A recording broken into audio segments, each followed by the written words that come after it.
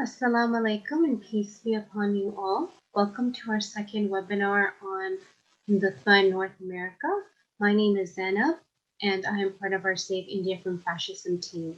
Today I'll be moderating your session, and just a little bit of background on Justice for All. We work to address the rising trend of Islamophobia around the world, which impacts American Muslims and also leads to harmful policies abroad. We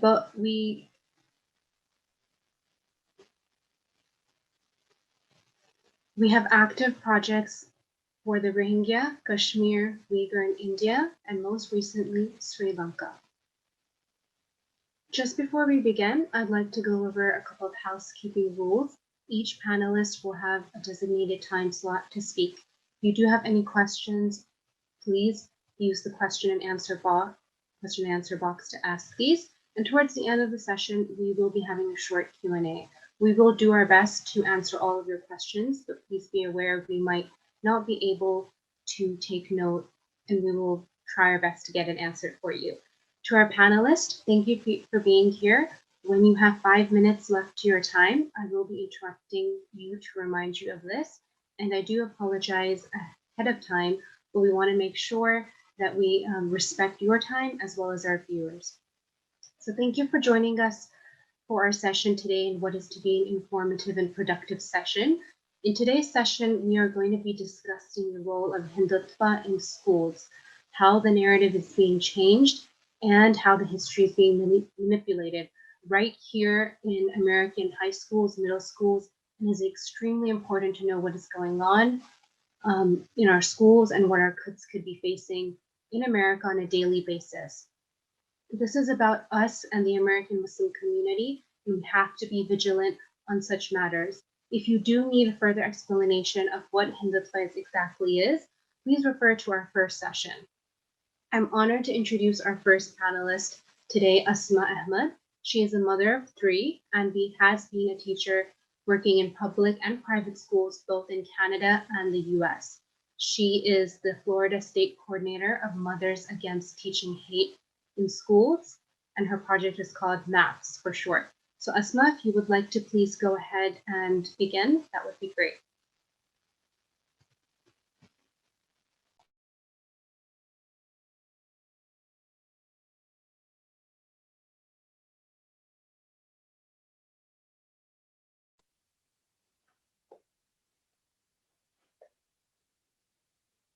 Good evening. My name is Asma Azeem. I'm currently working as a school health assistant for Orange County Public Schools in Florida. Before this, I worked as a substitute teacher in the capital region of New York. I've also worked as homeroom teacher in Canada. Therefore, I have quite a lot of experience of working in North American school system, close to a decade. I'm also a mother to 3 wonderful children who attend public school, which is what brought me to Mothers Against Teaching Hate in Schools. Thank you for having me on board, and I look forward to collaborating with all of you for justice.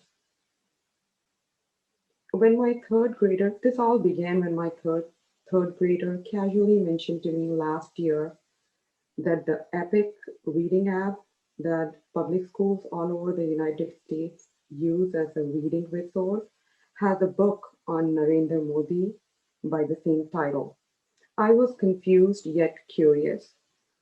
I didn't quite understand as to why little elementary school level American children are reading a book on a mass murderer and a dictator of heinous crimes. I read till chapter 5 to verify its contents. The book was not only inaccurate and biased, but it subtly whitewashed a bigot who followed Hitler's ideology like his mentor Savarkar in his autobiography, who in his autobiography mentioned Hitler as a great leader. In my opinion, this book was misleading and poisonous to every young American reader. It attempted to glorify Modi, who was once accused of state-sponsored terrorism, while still being the head of the state. I'm sorry. It attempted to glorify Modi, who was once accused of state-sponsored terrorism while still being the head of the state by none other than the US government itself. This resulted in his visa to the US being revoked not just once but twice. It was during this time, while being the head of the state of Gujarat, Modi facilitated the killing of 2,000 minorities, including children and women, by withholding the police to act in response to a racially charged mob that set out to burn houses and to kill. Modi is not just a racist and a Hindu supremacist leader, but he has also been implicated in the ethnic cleansing of minorities many times, sometimes even getting it carried out at the hands of the police. After coming to power at the central government level, that is the federal government here, with this same ideology, Modi has had a major role in encouraging mass killings and mob lynching of minorities. He's also involved in arresting pogrom victims and activists, activists for speaking out.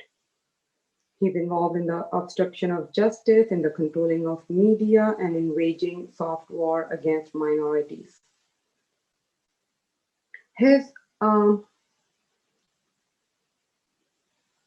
It was then that his travel ban to the US was lifted due to his coming to power, backed by the RSS. His influence has since then multiplied up to the point of reaching our public schools now. Without going further into his long list of crimes, I'd like to stress on the impact that this book might have had on our children. The book constantly pointed out the corruption and the crimes of other political parties in India, except for the BJP and Modi himself. It went on to praise him in great detail, which he's not worthy of, to say the least. It seemed to me that the book justified his doings and that it was a very smart tool for political propaganda. And it was very smartly planted in our school system with unsuspecting Americans not even realizing it being done. What struck out to me was that it was being done so efficiently and effectively in the US at this global level. A lot of work must have gone into it. The book even at one point blamed Muslims for initiating the Godra violence that Modi is famously known for. It eventually ended in a genocide of over 2,000 Muslims. The book also showed pictures of other religious minorities like the Sikhs in their traditional turbans and long beards carrying ammunition. Like we all know, a picture can tell 1,000 words, and the book, being so impressionable to young minds, the visuals depicting Sikh or bearded men with weapons is bound to give a false impression of the particular communities involved, and in turn, it brainwashes young minds. The book also openly blamed Pakistan for for initiating and sponsoring terrorism in Kashmir. In my opinion, any book that goes above and beyond to praise any single man or political party or even a country for that matter is a dangerous tool for political propaganda. To this day, I wonder who were responsible for bringing it onto the Epic app and what were their intentions. Um, I see I see no reason why impressionable American kids be reading such a book, and I'm glad that it was pulled off the Epic shelf. I would even go on to say that it was very absurd that this book was even available to young American readers in the first place. Public school teaches against Holocaust and Hitler for months at end. This book is contradictory to the US curriculum, and yet it was found on their resource app. That should tell us, that tells us a lot. If my son wasn't vigilant and aware, we would have never known. Therefore, we as mothers against teaching hate in school asked for the reading of this book on such a controversial man to be abolished from the school systems, especially for our young Americans who are going to be the future generation to run the world. On this note, I'd like to end my talk. I'm going to end with a few sayings. Um, Injustice anywhere is a threat to justice everywhere. That's by Martin Luther King Jr. He also said, "He who passively accepts evil is as much involved in it as he who helps to perpetrate it. He who accepts evil without protesting against it is really cooperating with it." His other saying that really touched me a lot was when he said, "Never forget that what Hitler did in Germany was legal. What is happening in India today is legal as well, but it does not mean it's right."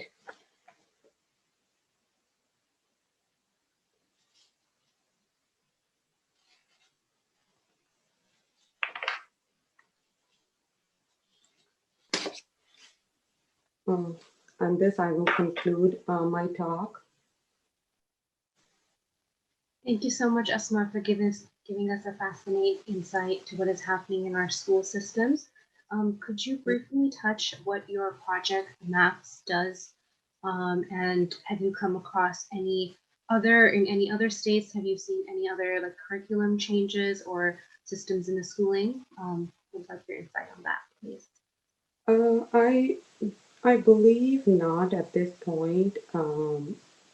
We have become vigilant in the early stages on, and I believe the book was initially in my children's school. Instead of pulling the book off of the app, they got another app in place of it, but through math and other organizations, we were successful. I think a lot of us wrote to our local schools, and the book is not available on the resource app anymore. So that's huge. So yeah, at this point, I don't believe there's anything else. But it's not to say that we should not be vigilant. You know, they have creeped up in our societies very slowly and into our schools. So they are working very efficiently.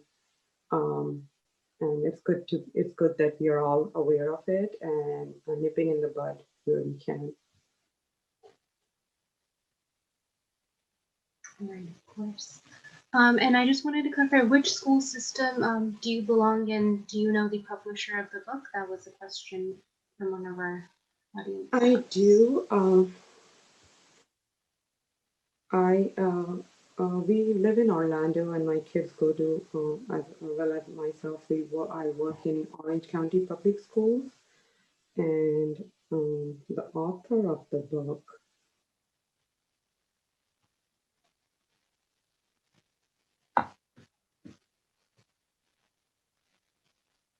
is Alexis Burling, is the author. It seems that she writes on a lot of leaders around the world, but I'm really confused as to why she chose him uh, as a subject of her writing. I mean, there's so many good people or leaders out there. They're worthy of praise and mention. I don't know why she chose him as the subject, as her subject.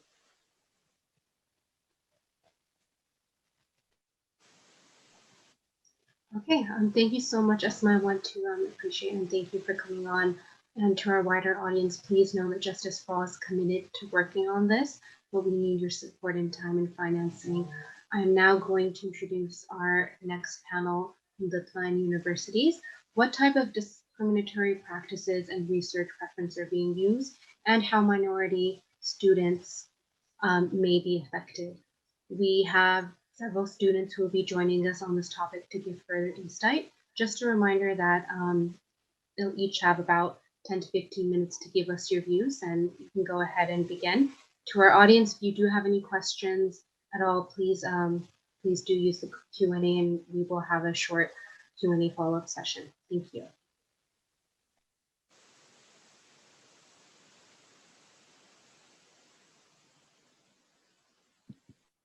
Hi, everyone. I can go first. My name's Ram. I'm a student and a journalist.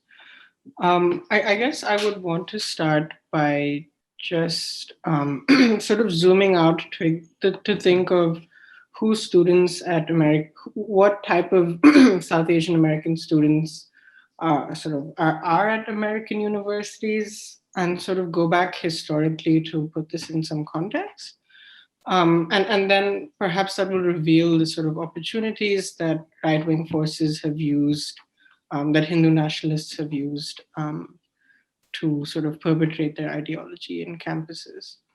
And sort of if you go back to the 1960s and you have sort of large-scale immigration reform in the United States that sort of lessens race-based quotas and sort of brings in a large wave of Asian immigration. In India, with sort of India's opening up of its own sort of economic borders in the 90s, this sort of expands a lot more. And what you sort of notice is that a large amount of South Asian immigrants are professional immigrants. And so that tends and sort of inevitably ended up privileging a certain upper caste sort of Hindu contingent that came to dominate what was understood as the South Asian American experience. This was despite the fact that some of the older sort of groups that had migrated from South Asia to the US included, for example, Mazhabi Sikhs in Punjab, who had moved to California in large numbers, and who were not part of this sort of upper caste educational sort of elite that moved to gain access to professional opportunities, but instead worked sort of blue collar jobs. And so that also meant that this upper caste base, many of whom sort of were linked to the Sangh Parivar that often moved during the emergency to escape the persecution of Indira Gandhi's government, were some of the first to set up their sort of organizational links in the US. Sort of the VHP, if I'm right, was set up in 1970. The VHPA, its American branch. And in the 1990s, you had the Hindu Students' Council at universities. And there's evidence of it being sort of a direct project of the VHPA. There have been sort of well-documented reports written about the topic. And what the Hindu Students' Council sort of did was it had a very clear objective in sort of recognizing that these students who were coming in might have had sort of caste privileges in India, or their parents might have had, but they came to a US that was still and remains quite a racist state. And so they sort of mobilized that experience of cultural alienation, of being a minority, but in doing so sort of perpetuated a racism of their own. I think the model minority myth is a great example of how this operates. And there was a sort of particular sense of sort of cultural anxiety that came with being an immigrant. And they sort of used it in these university centers to explain that the problems that Hindu Americans faced were distinctly because they were Hindu, as opposed to because they were people of color. And in using that language, they sort of elided the opportunities for solidarity between different South Asians. They sort of ignored the facts that the roots of these racism, um, you know, came from a single source, and that various people of color suffered from it, and instead focused on sort of the Hindu minority as being oppressed. And in doing so, they sort of, created narratives that ignored or made invisible the presence of caste privilege, sort of made invisible sort of the presence of Islamophobia in South Asia, particularly in India. But they also had the sense that they needed a new generation of leaders, that many of the people who first came in the 70s and 80s were sort of core Sangh Parivar members, but they needed a new generation that could speak the language of American politics and somehow be able to package these sort of virulent ideologies in terms that sort of Americans would not always realize were so hateful.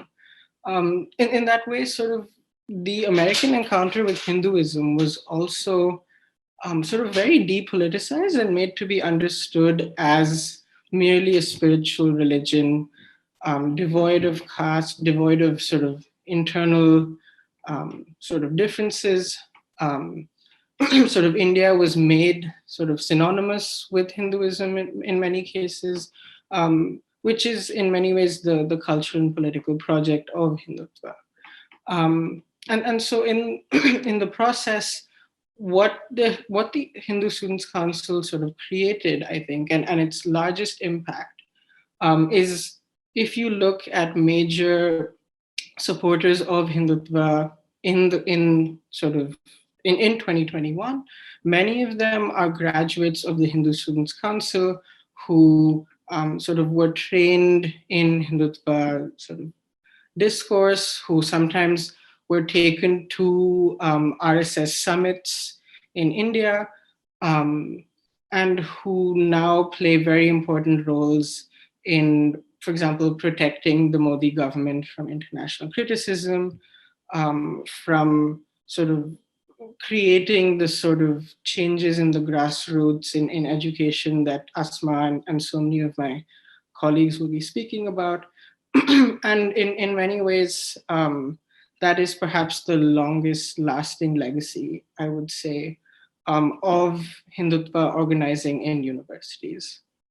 I'll stop there and I'll leave sort of Harshini, Mansi, and others to continue. Everyone has brought up really great points so far, and I think this idea of how Hindutva forces have already kind of created this narrative and have already been in these spaces is really important. But I want to kind of take it on a more positive note and note that, especially with the start of the farmers' protests and the social media movements that have been growing behind that, which is due to young college students and young teens who are willing to speak up about this, we are getting more and more engagement, and we are seeing that people are starting to learn the truth because the truth is being put out there. Previously, at least in Hindu spaces such as ISA, which is the Indian Student Association, even though India isn't necessarily a Hindu state, these organizations tend to be very Hindu focused. We saw that these are very close spaces, and so a lot of these people are Hindu people who are very upper caste. And so I think some people are talking about caste in the chats and stuff. So in terms of, there is a problem in terms of these Indian circles and in terms of the activism that we see where a lot of high caste Hindus are seen in these spaces. And it's also important to note that while this panel is more focused on the bad things that are happening to Muslim people in India and in the US, Modi has also turned against like lower caste Hindus because there was like this idealistic version of the proper Hindu that should be in Modi's regime. So like these lower caste Hindus are organized on their own, and I would encourage the viewers to check that out because as a upper caste Hindu myself, I don't have the bandwidth, you could say, to speak on that skillfully. But I would say that a good part of them are opposed to Hindutva, and for good reason. Other than that, I want to also say that on a more positive note, I think it's important to realize, like as I've been mentioning, university students have a lot of power. And there's this saying that I once read in a paper when I was writing it for a class, and it was that the Indian government tends to care about those that about NRIs, and especially NRI students. It's a lot of that. And so since a lot of students here who did immigrate or didn't immigrate and are like descendants are like people who are in professional jobs, like blue collar work, or they're in like relatively high positions. This makes their opinion a lot more valuable to people back home. And so while there is this like backlash where a lot of people will think that like, oh, they're too Americanized or they're too like, they don't really understand what's going on in India, there is still like attention that is given to what we say. So I would encourage, especially if you're interested and you think that this is a movement worth giving your time to speak up on your campuses. And I think Sahi is also trying to do this by trying to reach out to university students, trying to educate them through different panels, through our social media, through different campaigns. And in this, we are hoping to kind of push the movement forward as other people have suggested. And yeah, I would encourage you all to join us. You can just search up Sahi and you'll get that. And I also wanted to thank Justice for All for organizing this panel. Okay, cool. Thank you so much. I believe we have one other student representation who would like to go ahead. Sure. Thank you. Hi, everyone. My name is Mansi. I'm a student and researcher. And speaking of, student organizing, I'm just going to take like a slightly different track, and I'm going to talk about. So at my university, over the last few months, we've been researching Hindu nationalist funding to the university. So just to give a little bit of background, over the last 20 years or so, Hindu nationalist organizations have increasingly started funding research and visiting positions, as well as centers and departments of history, religion, Indic studies, South Asian studies at universities.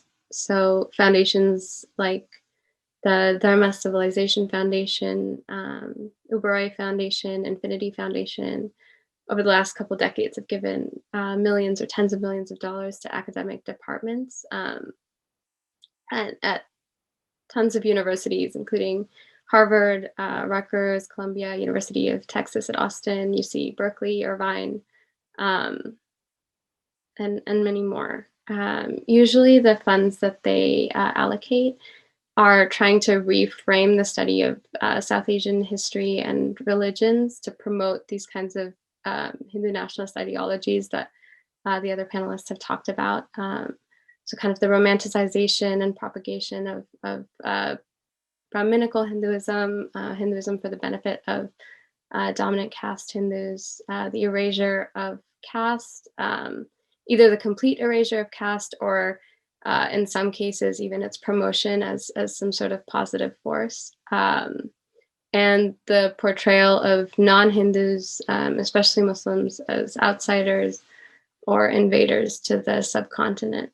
A lot of these foundations are led by senior members or founders of the American branches of Sangha organizations, so the HSS and the VHPA. And they create, like I said, they create institutes, they fund professorships. Sometimes they pay for teacher trainings for professors, also for middle school and high school teachers in India. And they've sort of been successful at not only funding these institutes, but kind of creating new fields of study that legitimize these Hindu nationalist views of religion and caste. And housing these kinds of institutions at well-known and reputable universities in the US also like gains them a sense of legitimacy. They're able to market themselves as holders of indigenous knowledge, and they sort of claim that they're anti-colonial and they're reclaiming these histories, while at the same time they're running and funding conversion centers in India for indigenous Adivasi groups and promoting violence against caste oppressed groups, against Muslims and minorities in India. So a lot of these groups are directly connected to this network of organizations that we're talking about that make up sort of the American Sangh, or the American Hindu Nationalist Organization. But it's also particularly at several prominent universities. It's Hindutva is also peddled by South Asia institutes or centers on the Indian economy, on Indian politics. So not just religious studies.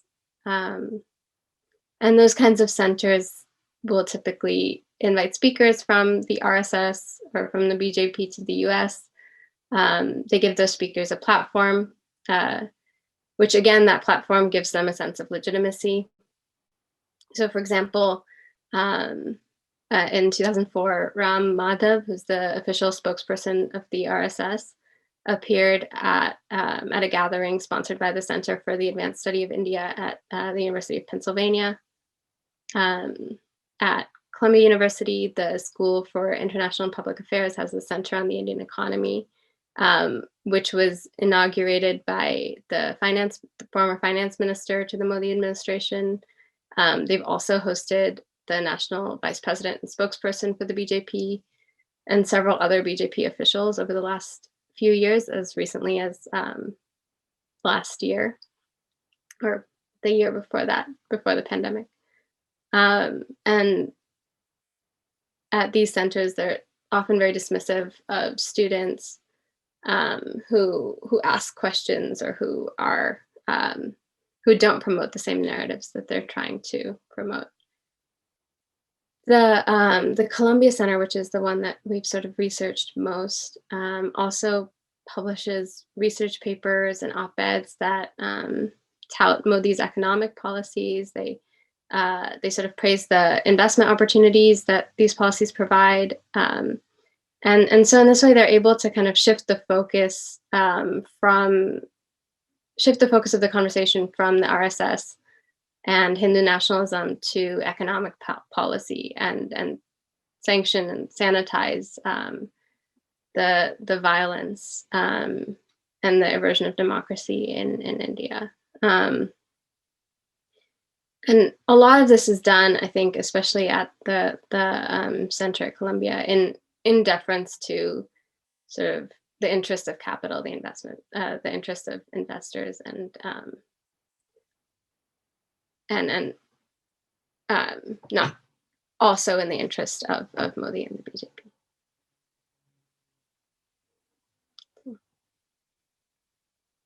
Thank you. Thank you so much, Nancy, and to all of our students for providing such a valuable perspective into this area. It's very important to know, and perhaps not many people realize the inroads of hate that are creeping into our schools, our university, our society. I do also want to highlight that while Justice for All focuses on Muslim persecution, our work often does include other minorities, and we are equally concerned for Dalits, Christians, who are being persecuted in India. Any type of persecution is not acceptable, and no matter who it may be directed against, and Justice for All will continue to serve for that cause. I'm now going to introduce one of my colleagues, Hina Zaberi, who is the director of the DC office. So Hina, if you would like to come on, and we will go ahead and do our question and answer for a short session now. Thank you.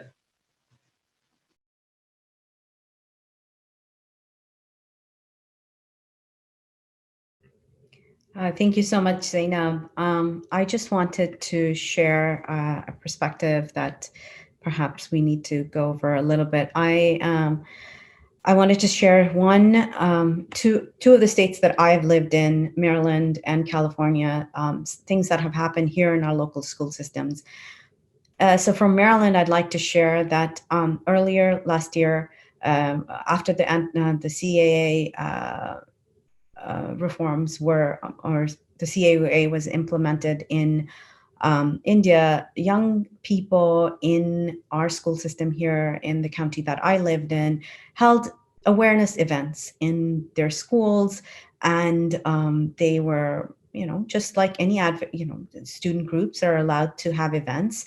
This particular event was anti-CAA and was sort of informing the school body about what was happening in India and why these young students, most of them who were Muslim, were against this law that had been implemented. After the event took place, several members of the Hindu community here in Maryland filed a complaint against the school board, against these students at the school board, bullied them. We were there at the hearing, and it was so ridiculous to see grown men bullying these 14, 15-year-olds over this event that took place. In the hallways later, they tried to have reach out, do some, interview, sort of like, hey, let's sit down, let's talk about it. But it was absolutely fascinating to watch. And some of these people who were doing this bullying were professors at local community colleges. So the CATIR and civil rights organizations also got involved. Other people, it became a much bigger case than it originally started off with. And until a point came that the students, Hindu students in that school, came up and apologized to these young people and said, we apologize from our community. We don't agree with what our parents' generation is doing, and we don't agree with anything that they said during this that they, we don't agree with them taking it up to the school board. So this is something that I just wanted to share with you all, that these are the sort of things that start getting how it comes into our school system. When things are happening overseas and then starts affecting our children here, other young people, and then it pits sort of communities against each other. So this is something that I want to share that with you all, so you can identify things like this in your communities, be vigilant about it, and also talk to your children about this. How can this be handled in a manner that doesn't divide South Asian communities here in the United States, but can counter the narratives, and so I'm so grateful to the students from SAHI who've come in, and it's dangerous for them to be speaking. A lot of them still have families back in India. And so it takes a lot of courage, and it takes a lot of courage to speak up against your own community. And this is, so I'm really, really grateful to all of them who came up and spoke today. The other incident, this is a history that I wanted to share, was from California. The controversy in California concerning the portrayal of Hinduism in history textbooks started around 2005. There's a Texas-based organization called Vedic Foundation and the American Hindu Education Foundation.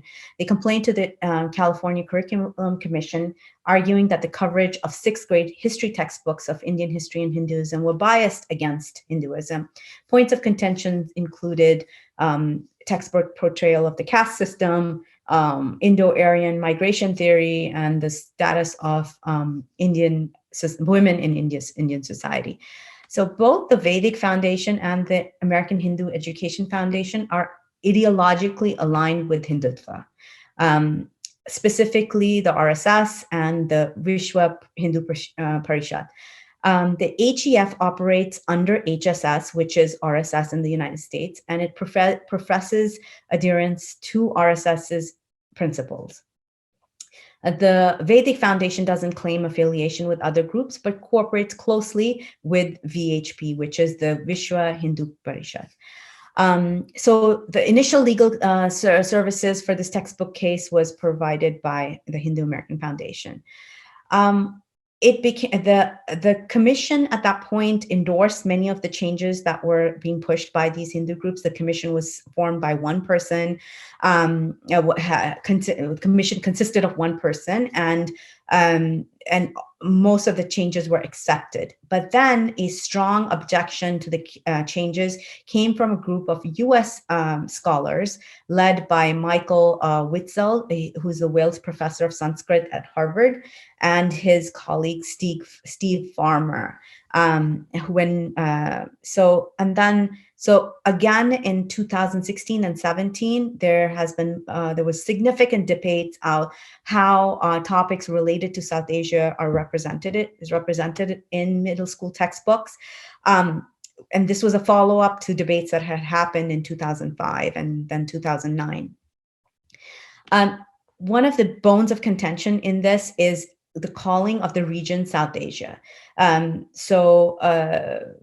Many of the proponents for the changes wanted that region to be called India and not South Asia. So, and then there were changes that that related to the history of Muslims in the region, Dalits, Sikhism, the Indus Valley civilization, as well as other changes. Just to quickly wrap this up is that, and then this has really brought those communities in California.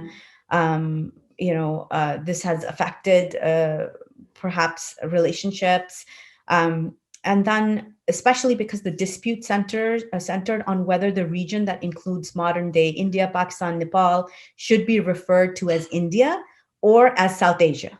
And to represent that plurality of the cultures there. I mean, that region is there are so many cultures in that.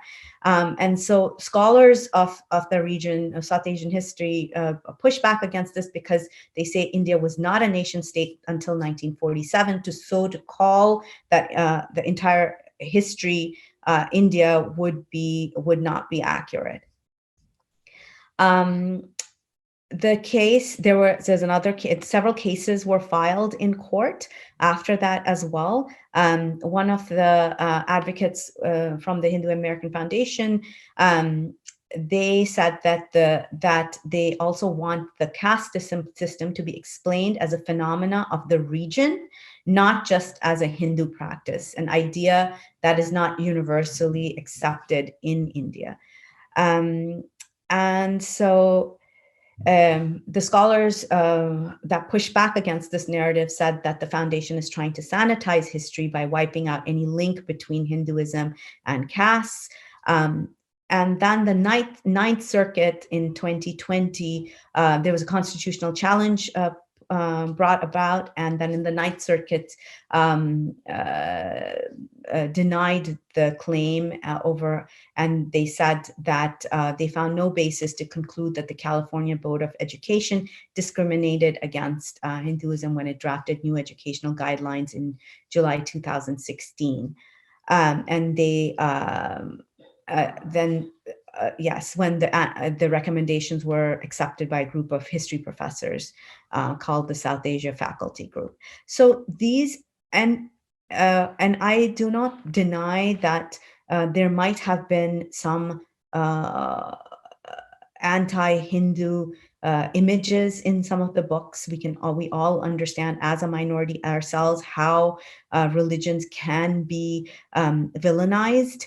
But to rewrite history, and what we are concerned about is the rewriting and the narratives changing that is being pushed by Hindutva ideology that we think that everybody should be aware of and follow very closely. So that's it from my end, Zainab. Thank you so much. Thank you so much, Hina. That was a wonderful insight into items that you've come across. I greatly appreciate that. So we'll go into our question and answer. The first question that we have would be for Ram. So as you're aware, there are a lot of high caste and low castes in Hindu culture. In the US, what is the situation of the Hindus who are not of high caste? Are they well organized? And also, are they part of the Hindutva or are they opposed to it? Could you give us a little bit of an insight in that? Yeah, sure. I can do my best based on what I've observed. So I think sort of the visibility of lower caste Hindus is quite low in sort of the North American diaspora, and I think sort of there are two reasons for that. One, as I alluded to in the past, is in sort of a few minutes ago, is that sort of statistically there are sort of fewer lower caste Hindus who sort of have been able to avail sort of opportunities over the past 30 years and sort of make that migration. And I think the second part is that, of course, there is an intentional erasure or silencing of these lower caste identities. That said, there are a number of Ambedkarite groups in North America, starting with Equality Labs, sort of Ambedkar King Study Circle, Ambedkar International Mission, that do a lot of powerful educational and organizing work. In terms of, I guess to complicate that picture a bit, however, also requires sort of looking at caste as sort of very complex and multi-tiered, and also looking at its relationship with Islamophobia. And I think sort of one of the, or I guess maybe the best way to explain this is to go back to Ambedkar, and I'm not quoting him verbatim, but he said that the only time that caste boundaries are dissolved is when there is a Hindu-Muslim riot. And I think that's quite important that sentence is important to understand Islamophobia and sort of caste bigotry as the two sides of the same coin. That in many cases, Hindu-Muslim violence and Hindutva ideology itself find their genesis at a time when questions of representation in colonial and later post-colonial India are becoming central topics of debate. And so it became important then for Hindu upper castes to consolidate a majority. And so central to that question was to convince lower caste Hindus that they were Hindu, and therefore that they indeed comprised a majority. And so there was something of an intentional process of what we call Sanskritization or Brahminization, where lower caste Hindus were encouraged to sort of re-enter Hindu spaces. Often many had left Hindu spaces sort of either by converting to other religions or forming different sects of their own. In fact, most of medieval Indian history is filled with these sort of odd saints and groups that had challenged the caste system. And so in many ways, the central thrust of Hindutva is to unify the Hindu community against an other, in normally Muslims, but at times Christians as well, sometimes Sikhs as well.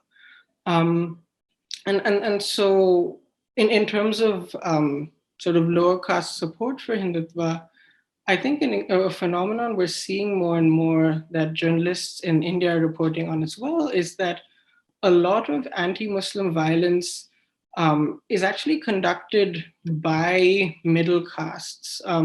If you look at the organization of the BJP, sort of India's prime minister himself comes from an other backward caste, which is something of a middle caste in what is admittedly a very complicated hierarchy. And so while Dalits are clearly marked as others, um, even that is not always uniform. There are sometimes cases of Dalits perpetrating violence on Muslims. Um, there are, increasingly OBC violence against Muslims, and yet the ideology remains Brahminical. And so you have an ideology that is Brahminical that is increasingly finding messengers that are not. And I think sort of understanding that tension is sort of central to combating Hindutva and to building solidarities across sort of Islamophobic violence and caste-based violence. Thank you so much, Ram, for that comprehensive answer. Greatly appreciate that and all the work that you were involved in and for speaking up. The next question is for Asma. A panelist was wondering who authorized the book for classroom distribution and curriculum. Would you be able to address that, please? Yeah, at this point, we do not have a definite answer. I don't think we looked into it. Our main concern was getting it off the shelves throughout the states and schools, which we were successful at. I believe, I don't think we have the resources to investigate and find out, but we were looking into getting it off the shelf and we were successful. And this requires a lot of work, and we are working in all of the areas, and we do not have the resources or the funds to investigate, but yeah, maybe others can shed some light. I have no answer for that. Maybe others can.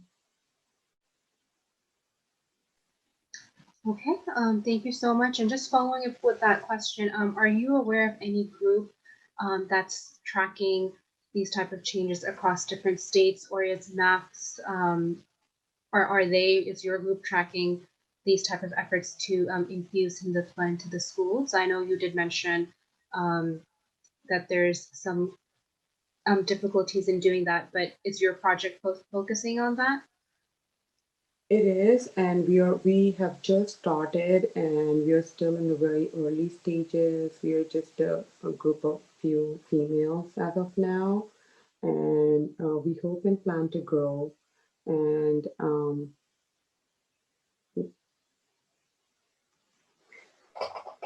Great, inshallah. And Asma, if you could please, for some of our audience who might have joined in late, could we please have the name of the book again and the author? Either if you want to put that in the chat, that would also be great. And please sure, give it out live too. I'll put it in the chat, and I'll do that now.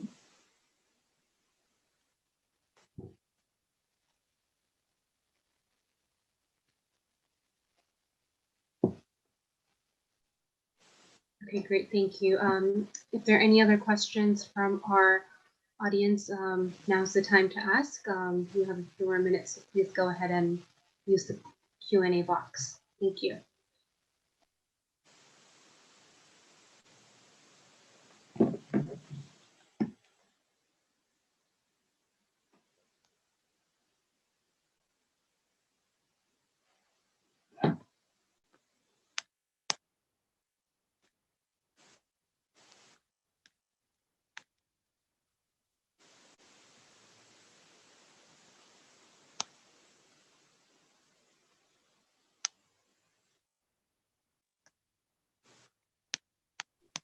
Okay, so it looks like all our questions were answered. Thank you everyone for joining, especially to our panelists. It's been a great pleasure.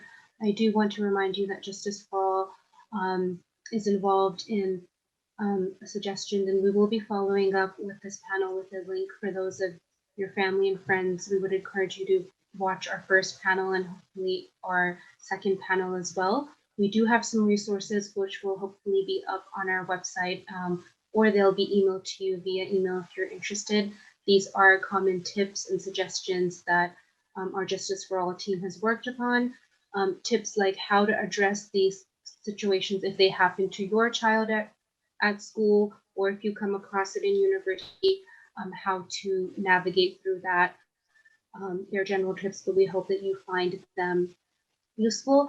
Please keep in mind Justice for All for any volunteering and contributions. We look forward to welcoming you to our final session. This is going to be on next Tuesday, February 9th. Same time, 7 p.m. Central, 8 p.m. Eastern. We will be using the same link as today. If any of your family or friends would like to register, please encourage them to do so.